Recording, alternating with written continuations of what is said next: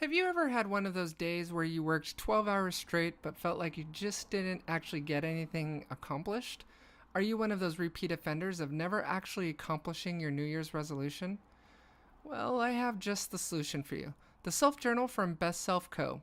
The Self Journal provides a new way of looking at goal definitions, instead as 13-week sprints. It allows you to craft a roadmap for your life around your 13-week goal, a plan to reach that goal, a new concept of task management where all of your available work hours in your day are assigned to tasks, and daily reflections in the morning and evening to consider the blessings in your life that you're actually grateful for. The Self Journal is more than just a planner and task management tool. It's a system for creating and sticking to daily habits so the steps needed for you to become successful become habitual. After all, it was Darren Hardy who said, "You will never change your life until you change something you do daily." The secret of your success is found in your daily routine. If you're interested in learning more about the Self Journal, go to www.bestself.co and use discount code Alissa Knight for 15% off your purchase. In 2017, a market analysis performed by Quocirca of 200 companies found that 61% of large enterprises it surveyed had experienced at least one data breach as a result of unsecured network printers. Hello, I'm Alissa Knight, and this is LeetSpeak. Today we'll be focusing on the systemic cybersecurity problems around unsecured multifunction printers in the enterprise that have led to network compromise, data breaches, and ransom payments, and how they can be prevented. If the security of your network printers are keeping you up at night, stay tuned to this new episode of LeetSpeak. Alissa Knight.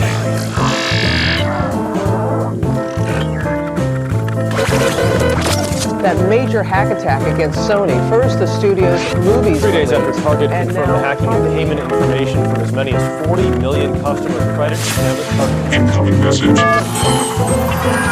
It's Friday, and that means time for another episode of LeetSpeak with Alissa Knight, bridging the gap between all things information security, where we'll talk the latest vulnerabilities, threats, security conferences, malware and exploits, as well as interview CISOs and CIOs from around the world on the IT risk management topics that matter most. Alissa Knight, one woman, One mission. one voice, and the world's foremost authority on hacking the cloud and Internet of Things. Coming to you unplugged and unleashed in this week's new episode of LeetSpeak. With Alissa Knight.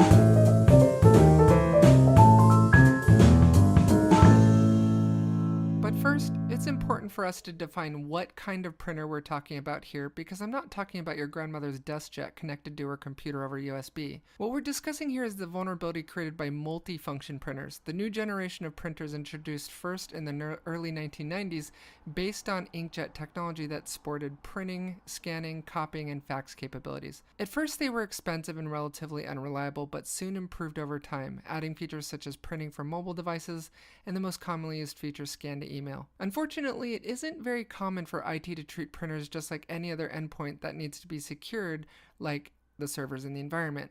The fact is, despite it having an LCD control panel and trays, it is in fact a server.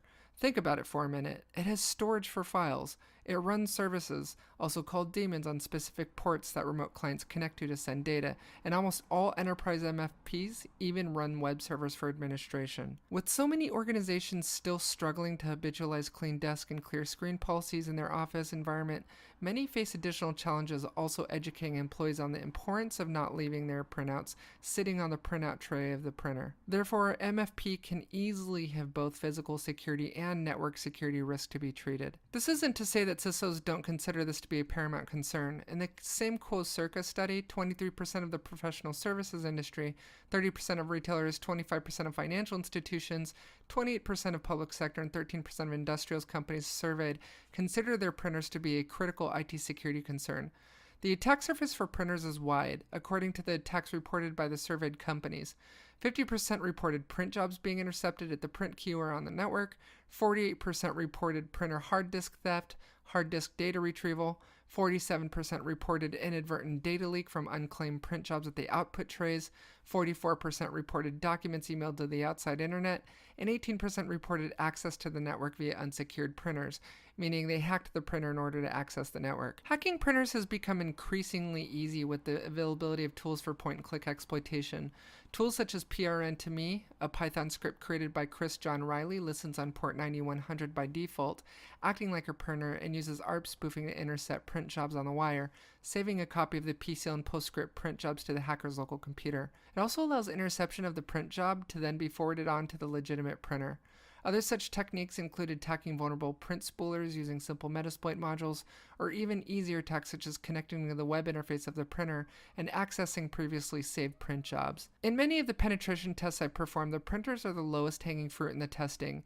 Many companies either disabled the password completely or left the default vendor-supplied username and password without changing it, giving full remote administrative control over the printer. In one instance, I was able to download sensitive documents from the legal department or annual reports before they were disclosed that were printed by public companies without having to specify authentication credentials to the printer, because the printer was configured to save all those previous print and scan jobs and make them available as PDF downloads on the web interface. In one particular instance where I performed a penetration test on a law firm, I was able to mount the internal drive of the printer as a local drive to my laptop and access every print and scan job going back over 4 years. All of this on the heels of HP recently announcing a new bug bounty program with BugCrowd, paying $10,000 for every new enterprise printer vulnerability discovered. In 2017, a hacker named Stack Overflow claimed responsibility for hacking 150,000 insecure printers to raise the awareness towards the dangers of leaving printers exposed online without a firewall, when he sent messages which included, among other things,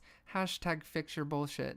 Among the targets were also cash register receipt printers that began printing the same message. So knowing your network printers are an ingress point into hacking your broader network, previously printed or scanned jobs can be retrieved via a web interface with no credentials, or even accessed directly from the internet. What do you do about it? Unplug them and move back to paper and pen? No. I've got your blue pill right now on how to address these vulnerabilities.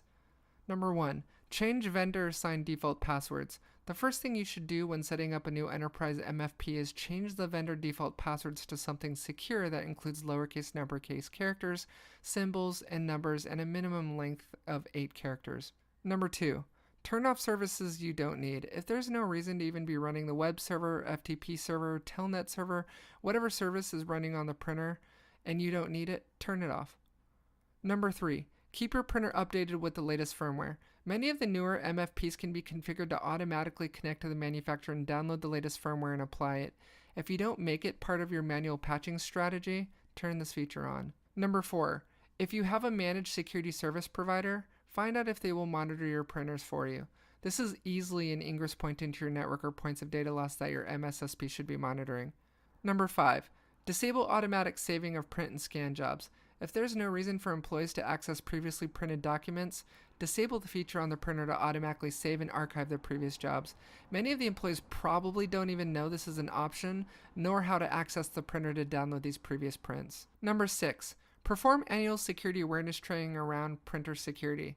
Ensure your annual security awareness training for ClearDesk and ClearScreen also covers the importance of immediately grabbing prints when jobs are sent to the printer, and how much of a risk is created when jobs are sent to the printer and left there to be picked up later by the employee. So, question of the day.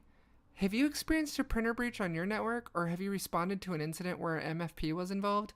Leave your comments in the comments section below, and as usual, if you like this podcast, like it and share it to your social media sites. And before I sign off, I want to leave you with this daily quote from my self-journal by John Rohn.